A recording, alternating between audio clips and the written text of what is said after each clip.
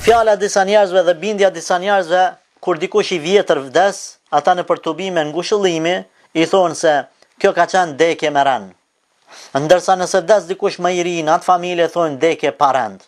Kjo është gabim, kjo është para gjykim për Zotin.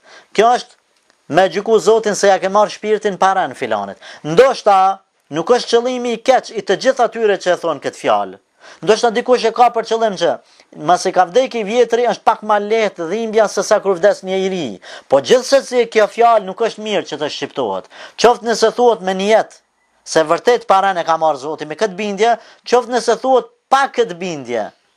Por përmendet gabimisht, domethënë duke pas për qëllim se është vdekje më e rëndë. Neve i themi, te Allahu nuk ka rënd qysh kanë lind njerëzit, ashtu edhe me vdek. Ja.